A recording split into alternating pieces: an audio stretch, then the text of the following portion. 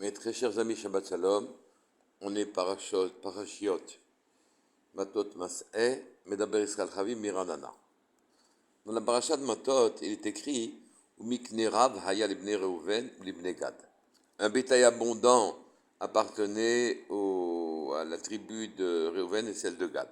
Là-dessus, le Midrash Rabbah dit Shalosh Matanot Nivar Ba'olam, 3 matanot sont dans le monde. Celui qui aurait une de ces matanot, qui prend un de ces cadeaux-là, alors il mérite, il a gagné tout le monde entier.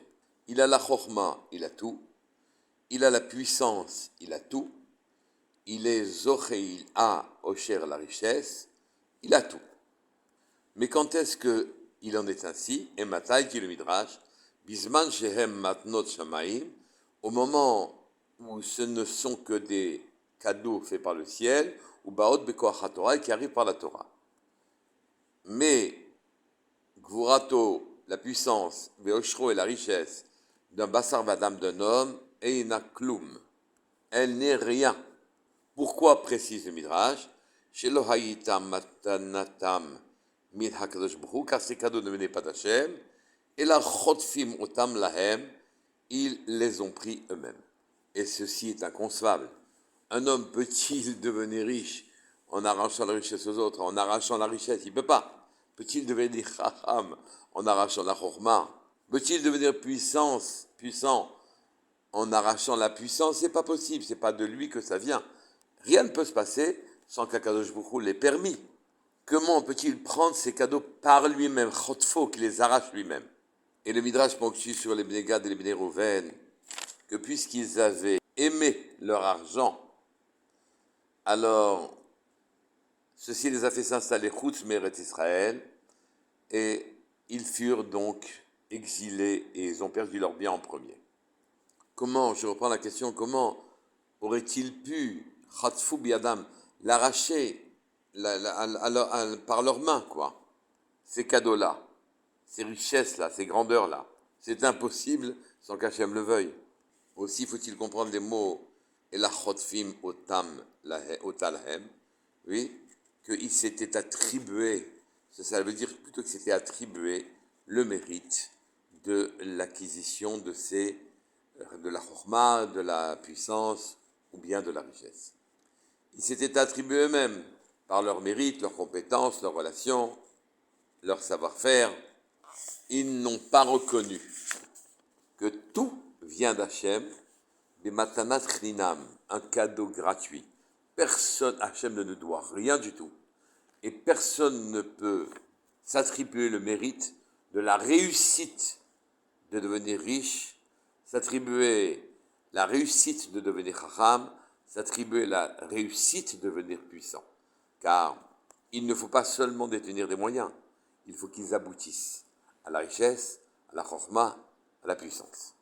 Et Hachem peut décider de donner ces cadeaux-là à celui qu'il veut, même si il ne les mérite pas, même si il n'a pas les compétences pour les acquérir, il peut les donner. Ceci n'a rien à voir avec nos qualités personnelles.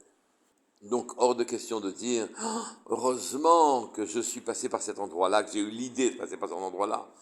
Si je n'y étais pas passé, je n'aurais pas rencontré un tel à partir de lequel s'est établie ma richesse, ma chorma, ma compréhension, etc.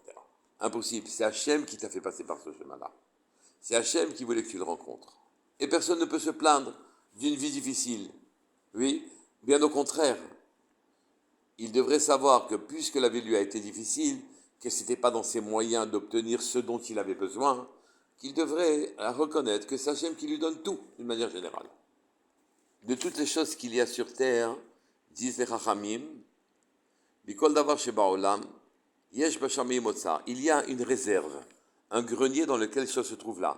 Celui qui veut de la musique, il apprend, il y a une réserve de musique dans le ciel. De l'argent, de la richesse, de la chorma, tout ça, il y a en réserve, des réserves dans le ciel, desquelles on devrait pouvoir puiser. Mais la plus grande de ces réserves, Hagadosh ebe otzrot hu otzar matnat chinam, c'est la réserve de cadeaux gratuits que Hakadosh Baruch Hu nous fait gratuitement. Oui, il pourrait remplir le monde de cadeaux gratuits. Alors se pose une immense question. Pour quelle raison Akadosh Baruch Hu ne nous donne pas au Bnei Israël tout ce dont il a besoin de manière gratuite? Et la réponse est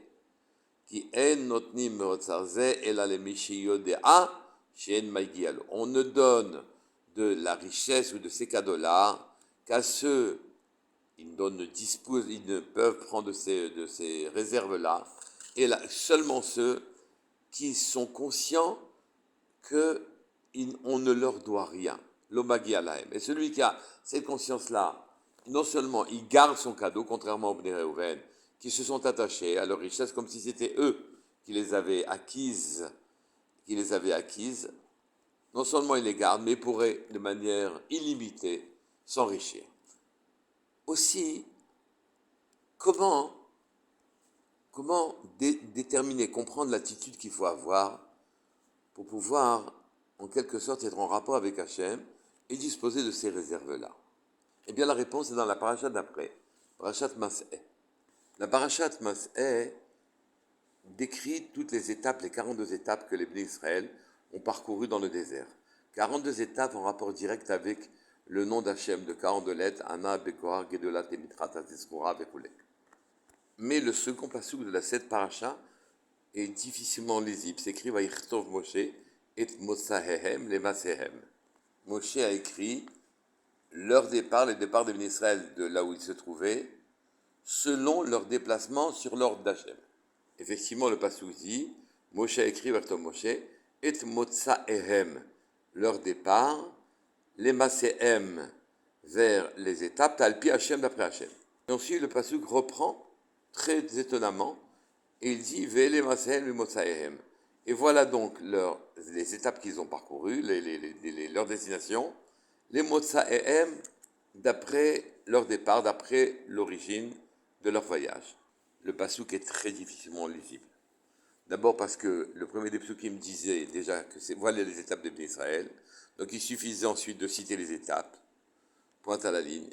Mais ensuite, quand le deuxième passouk vient nous dire, Moshe a écrit leur départ pour les étapes d'après Hachem, et ensuite, et voici les étapes d'après leur sortie. Incompréhensible. Notre maître, dans le Pituch Chotam, Rabbi Yaakov Abichsera, et cite le Rav d'Ostropoli, rapporté dans toutes les bonnes agadotes, remarque que les psukim sont illisibles en l'absence d'un pirouche plus précis. Il nous dit qu'en fait, les Bnei Israël étaient des gens très élevés dans le désert et qu'ils savaient finalement où aller. Ils avaient juste des sfekot, des doutes pour certaines des étapes, et pour d'autres, ils savaient exactement où aller. Je m'explique. Il y a 42 lettres dans le Shem qu'on appelle Membet, qui veut dire le Shem Membet des 42 lettres. Comme il y a 42 étapes.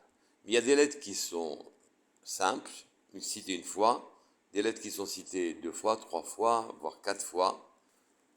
Et ces lettres étaient reliées à chacune des étapes.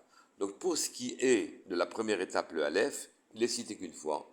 Et à partir de ce moment-là, il n'avait aucun doute sur l'étape à la destination, qui est Ramsès. Mais ensuite, commencent des sfekot. Et alors à ce moment-là, c'est ça que dit le pasuk. Vayichtov Moshe, Moshe a écrit, et Motsahem, leur départ. Il a écrit que le départ. Les Masehem en direction des endroits sur lesquels ils ne savaient pas où aller, ils étaient en doute sur lesquels ils devaient aller, Alpi Hachem, et ça, c'est Hachem qui leur a dit où ils devaient aller. Quand ils étaient en doute sur le chemin qu'ils devaient prendre et sa destination, alors Hachem venait à leur secours et les leur disait.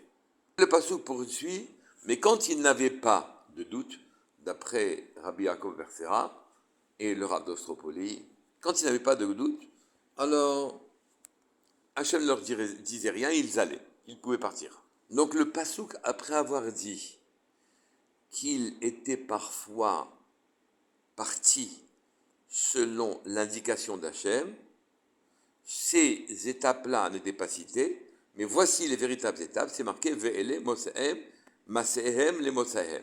Voici leurs